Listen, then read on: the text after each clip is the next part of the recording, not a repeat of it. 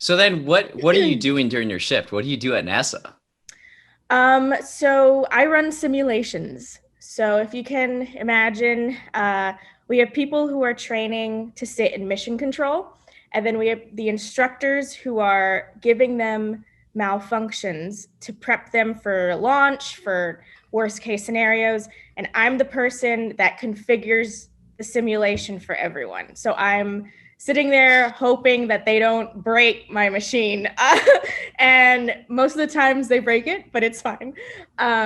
And so I don't really look at the model of the ISS, but I What's configure what's an for it. ISS? Oh, sorry, the International Space Station. So Oh, the simulation brings up the entire station in our software, and we configure it for the exact point in time that they're docking or for launch, or if there's a fire in the ISS, right?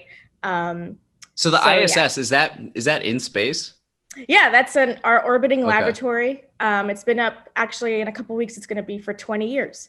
Um, Wow. so yeah, So you run the simulations so that like nothing goes wrong, or if something goes wrong, you know how to handle it, type of thing.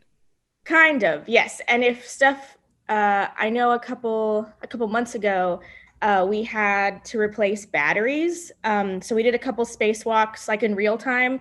Um, and Explain a spacewalk for listeners. okay, I learned I'm about it sorry. like 3 months ago. Oh my God, they're so Yeah. exciting. They look very boring. Okay, so basically, we have astronauts on the International Space Station, and from time to time, there needs to be just regular maintenance, I guess, and or changing of lithium batteries, which was the most recent one, I believe. And so they actually have to come outside and get into their full suit and be outside from anywhere from 6 to 9 hours, which is crazy. I've heard Yeah. their knuckles like bleed a lot, which is crazy to Really? me. Yeah, I just learned that, and I was like, that sounds awful.